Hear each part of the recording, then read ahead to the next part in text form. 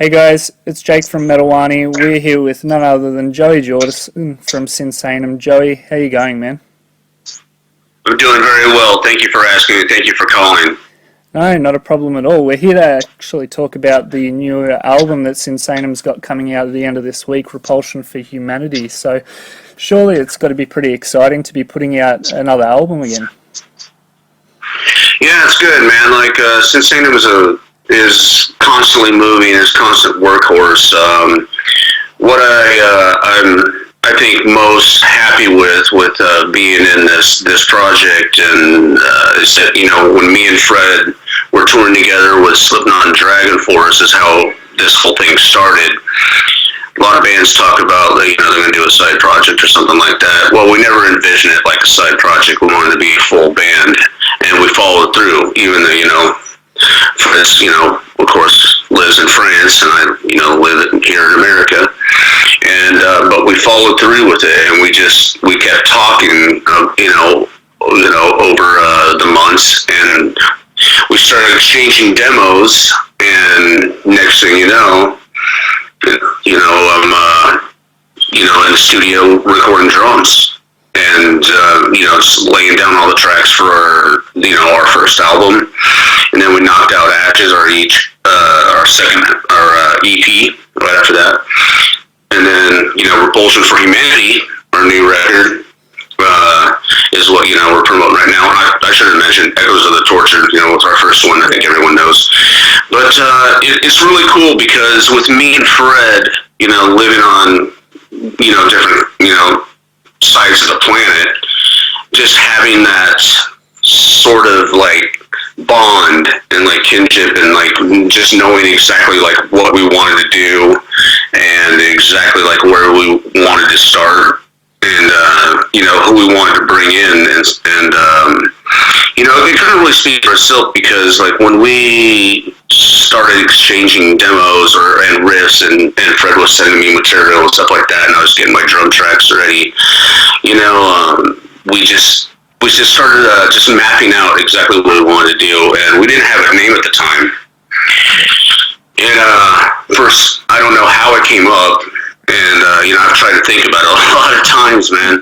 Like, so for some reason, my hand just like reached out and wrote down Sinsaenum. I don't know how, don't remember how, and looked at it. I just sent it to him because we were looking for a name for the band, and he was completely into it. And next thing you know, we had a logo and all that stuff, and we were in the studio, and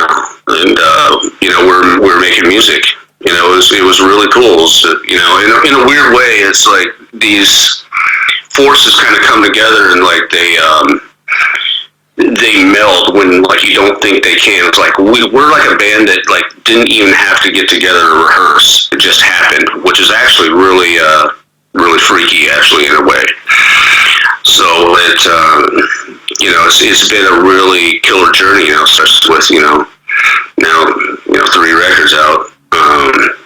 It's been really cool, and we're really looking forward to getting on tour and everything. So we can't wait to see everybody, and we're glad that everyone is supporting the band and everyone is enjoying the music, and the press is supportive and everything. Man, it's been cool so far. Yeah, and it's really cool that you actually mentioned about the geographical differences and how you feel like you've got that sort of connection with Fred, because for the Echoes of the Tortured, you sort of did everything independently and then sent it together, but you're actually able to head over to France for Repulsion of Humanity to record your drums and be there in the room with Fred and Stefan while you were doing that. So what was that experience like? Honestly, that's why, like, nothing against, like, the other 2 releases, because it's what started it all, and they're just as equally as important as our new record. What was really cool about this, and in a weird way, I hate to say this, but in a weird way, it's true, man. Going all the way over to France and, getting my drums loaded up in the studio and having, Fred and Stefan there, like literally right in the fucking window, looking at me the whole time. I'm the only one in the room when I was recording, and Nico, our producer, right there, and Fred was coaching him along the way as well. It really felt like the first record. You know, it wasn't disjointed like, oh, well, I'm just going to send my drum tracks, you know, over from Iowa over to France, and then you guys work from there, which worked. It was fine. There's nothing wrong with it. Yeah. This one felt like, in a weird way, honestly, the first record, because we were all together, and it was a really cool experience, and it actually pushed me a lot, and it actually pushed my drum tracks way further than I expected, because I had to really step up, because I had that energy. You know, I had the Sinsaenum energy with me. Yeah. I wasn't on my own, so it was definitely, you know, it was really cool to have the actual band there with me, and you know, just their energy alone, just being in the room and me being able to look at them through, like, where my drums were at, I could look right over. There's a huge glass window, and Stefan and Fred were right there. And so, like, there was no time for fucking around or mistakes or anything. And, you know, I do a few takes, and then after those, Fred and Nico would make some notes, and then I might have to, you know, do like they might want me to try a different feel here or there, but it's just like building a house, man. It's just building bricks and everything. I did everything, you know, I would play through the song, probably like 3 to 4, maybe up to 5 times, and then you know, and I'd always play it a little bit different, because we don't get to rehearse, you know, together all the time.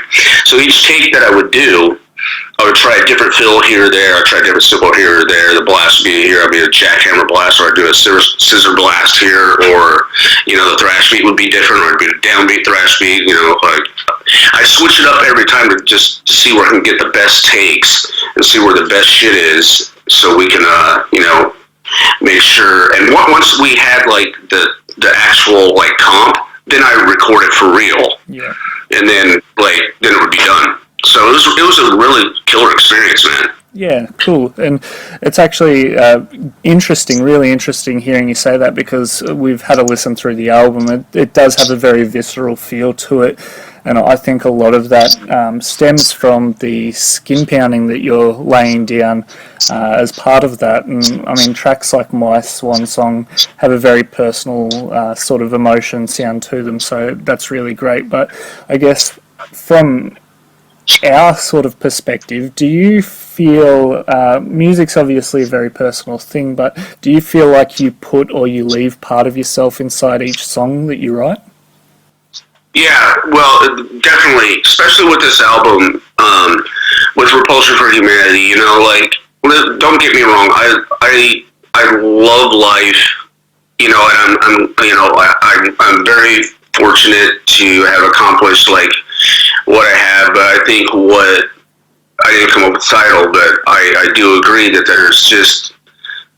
there's a lot of things that just are disgusting and just cannot be ignored, and we all know that. And when we're looking at these things, and, you know, you're watching the news and you're being fed this stuff, you know, constantly and daily, and you're just seeing, like, what the fuck is going on, and, like, why is this stuff happening? It really, really magnifies the music and, like, your direction and, like, your integrity of, like, when you sit down and, you know, when you have these tracks and these songs that have been created, that you have a huge responsibility, especially, you know, I'm the first one on tape. I'm the first one in. So there's a, you know, huge responsibility there, but with these guys, you know, with Fred and Stefan there with me, I mean, it was really killer, man, and I'm really glad that we got to record together for the first time. That, you know, instead of, like, you know, me recording in Iowa and then, you know, them doing their tracks in France and everything, and that was cool. There's nothing wrong with it. It kicked ass. But this one's special because, you know, we're all together. So I'm really happy with it. I can't wait to see the fans' reaction, and I hope they enjoy it, man. Yeah, I think they will. And it's going to be really good when you're able to get it out on the road. And I guess that's sort of a good lead into my next question, because you've always been known as a pretty down-to-earth guy. Or like, you're always wanting to perform live, like get out there in front of the fans rather than be behind the microphone in the studio. So it must be a great feeling to be able to hit the road again shortly. Yeah, September 28th is when we start. But you know, there's a difference. You know, like the studio is still almost like a bigger audience when you have your brothers there, and there's no one else. You know what I mean? There's almost more of a because they're your counterparts. They're the ones that are playing with you, the ones that are creating music alongside you or giving you the riffs to play to, and you know what I mean? So there's a huge responsibility. So even though I only had 3 people like in the room with me when I was recording this record, it felt like a fucking stadium. You know? Yeah. Because like these guys are no bullshit. I mean, they're highly skilled musicians, and I love that because it pushes me, and you know, it keeps my game sharp at all times. Yeah, and it's interesting that you mentioned the highly skilled musicians. So as you did sort of state, you're going on tour at the end of September to do a run of shows across a few countries, and that's really good. But I've had a bit of a look back, and I could see that this tour must have been a really bit of a nightmare to sort of organise, just because of all of the different acts that everyone's involved in. I mean, I think I saw something that Frederick mentioned, that he was even starting to look at booking this time now, where you're touring almost 12 months ago. How difficult was it to sort of organise times that everyone could sort of be together to tour? It is actually very difficult, very, very difficult. And what I guess there's a push and pull with that, and an understanding, you know, like especially with our other projects, that sometimes when we have time to execute, we have to. Like you can't get out of it. If we have time to do this, do it. You have to go. You can't be like, oh, maybe we'll just take, we'll wait, until like we'll see what happens next year. I don't care if there's fucking 5 people at the show. It doesn't matter. That's not going to happen. But it's all about getting out there and showcasing what we're doing, because like you always got to strike while the iron is hot. And like if there's an opportunity, seize the day, no matter what. So that's the best thing I can say about it. And so we're just looking very forward to getting out and showcasing the old material and the new. And it's gonna be a cool tour, man. It's gonna be a special time. So I hope people don't miss it. Yeah, and I think there will be a lot of people that come out for it. So you've got the upcoming shows across Europe. You're also doing some dates in Japan, New Zealand, and even Australia. So it's really great to see the band hitting those areas that might not normally see them. But I guess I know that you're obviously going to have a lot of US fans that are going to want to be seeing this act and seeing the material perform live. Do you sort of have anything in the works for the States at this moment? It's in the works, but there's nothing that I can say yet, and there's nothing that is completely confirmed. What we're doing is, we didn't want to start in the States because the band is basically, European based. Yep.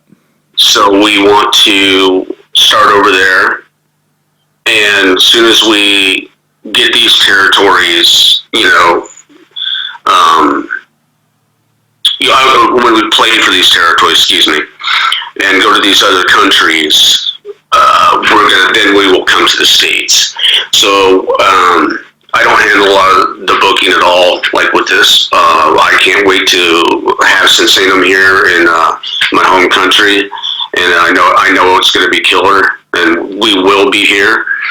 But right now, the plan is, the tour schedule is out online and you can check it out. Yeah, cool. So I guess this one's a bit more of a personal question for you, Joey, and I don't think that there is anyone that's sort of lived within the realm of the metal community that would be unaware of the health issues that you've overcome over the last couple of years, and you sort of seem to be hitting the ground running full speed again. So I guess I just wanted to ask, how's everything going in that sort of realm at the moment? I'm completely 100% back, stronger than I've ever been. And I'm not just saying that. That sounds like a cheesy fucking line. I understand. But it took me a long time, man, to recover and, get my strength back, because, I got hit with something that, I've never felt anything like this, We all know the flu, the common cold, all that type of stuff. There's nothing like that. I woke up one day and my back was completely on fire. Next thing, my legs were wobbling. Next thing you know, I collapsed. I lost my legs. Yeah. It was the scariest fucking thing I've ever went through in my life, and I busted my ass. Got the right trainers, and I was not gonna play drums again. Because this is what I'm on Earth for, and I'll have a great lady that supported me, and killer trainers, at Lifetime Gym and Absolute Performance Therapy here in Des Moines and Waukee, and man, failure was not an option whatsoever, because I'm here to play music. That's what I've been put on Earth for, and I think it was, honestly, in a weird way, it was a life lesson more than anything, and I wouldn't change it for anything.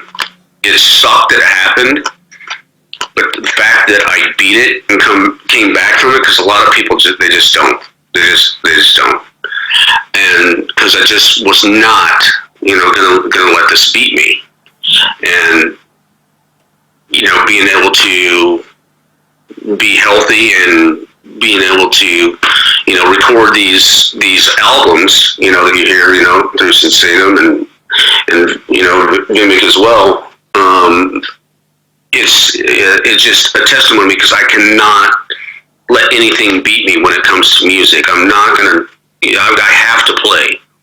So, when you have the power of music within your soul and your heart, nothing can stop you. Yeah, fair enough. And it's actually really good that you mentioned there about Vimic. So I'm aware that Dave Mustaine was part of one song, but what's the current progress of that record? Is there any sort of release date planned in that space? Right now, I can't, with this interview, I'm not really supposed to talk about it too much, but I will let that information be known when it's time. But yeah, the record is done, and I'll cross that bridge and let you know when we come to it. But the band is still active. Don't worry about it. Yeah, fair enough. Final one for you, and it's along the same sort of lines as the last one. So I recently read an interview where you mentioned Never Say Never to a Murderdolls reunion. Wednesday 13, in one of our interviews that we've conducted, also expressed an interest in working on something in the future. Is there anything that might happen in that space? It's weird. Me and Wednesday, we recently reconnected and been talking and stuff like that.